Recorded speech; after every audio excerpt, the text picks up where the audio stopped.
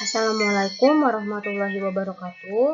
Kami dari kelompok 8 ingin mempresentasikan tentang hakikat perubahan makna, faktor perubahan makna, jenis perubahan makna, perluasan makna dan penyempitan, makna literal dan non-literal, generalisasi, spesifikasi, pejoratif, ameliaratif, dan perubahan analogi. Saya Adinda Amelia dan teman saya Arfa Hitimala. Yang pertama, hakikat perubahan makna. Perubahan makna juga disebut pergeseran makna, pengembangan makna, atau penyimpangan makna.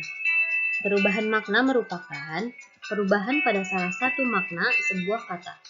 Setiap kata memiliki beraneka ragam makna dan konotasi yang dapat ditambah, dikurang, atau diubah sepanjang masa, sehingga kognat lintas ruang dan waktu dapat memiliki makna-makna yang sangat berbeda.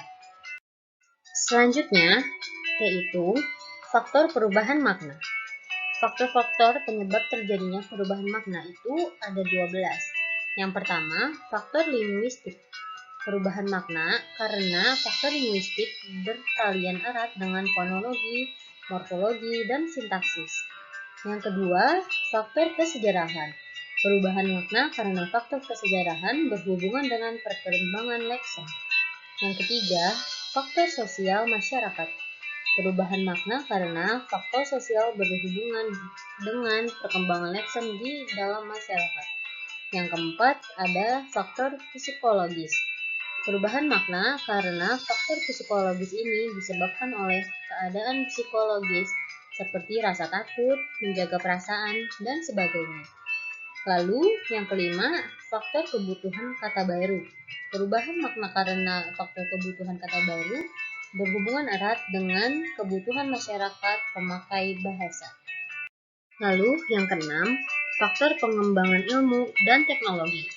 Sebuah kata yang pada mulanya mengandung konsep yang sederhana sampai kini tetap dipakai meskipun makna yang dikandungnya telah berubah.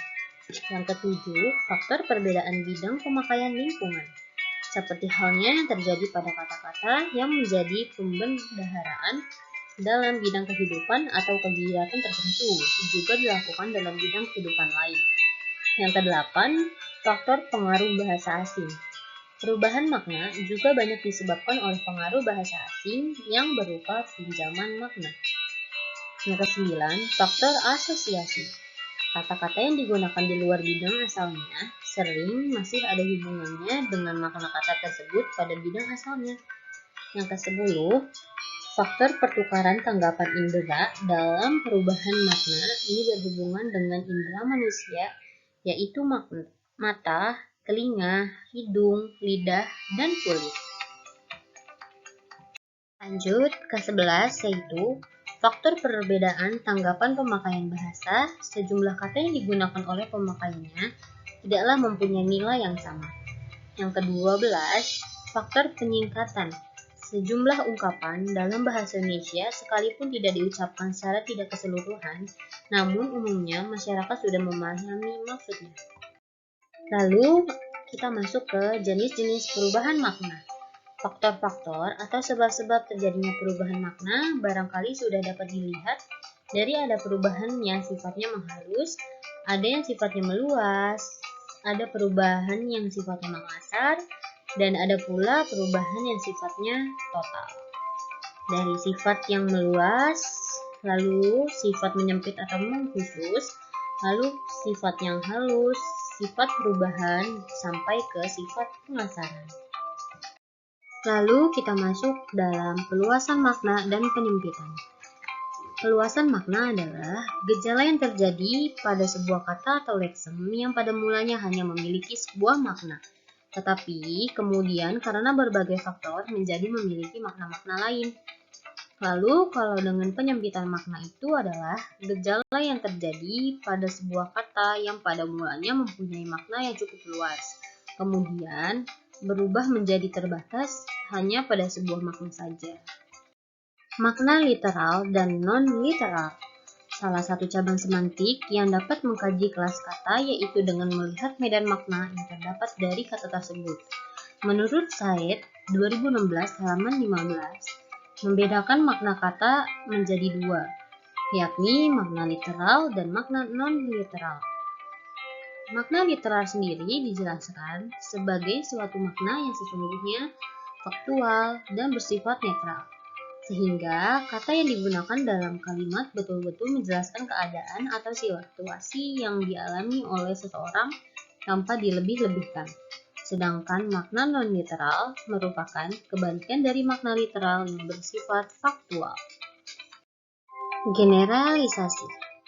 Generalisasi adalah gejala yang terjadi pada sebuah kata yang pada awalnya hanya memiliki satu makna, akan tetapi kemudian memiliki makna-makna lain yang disebabkan oleh berbagai faktor seperti proses gramatikal, pengembangan istilah, dan lain sebagainya.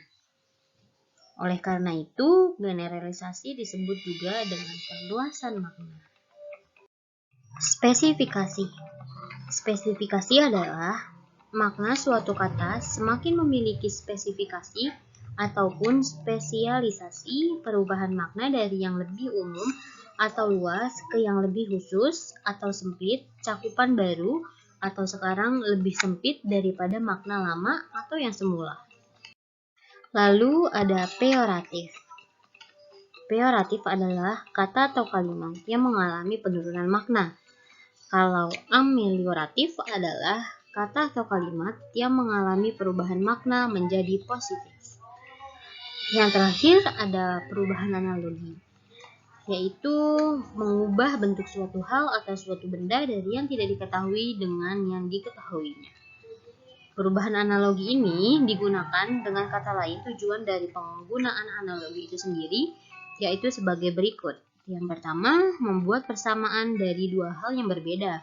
Yang kedua, meluruskan kekeliruan dari sebuah permasalahan. Yang ketiga, membuat klasifikasi. Dan yang keempat yaitu menyederhanakan hal yang sulit menjadi lebih mudah dipahami. Sekian presentasi dari kami. Kurang lebihnya mohon maaf. Sekian dan terima kasih. Wassalamualaikum warahmatullahi wabarakatuh.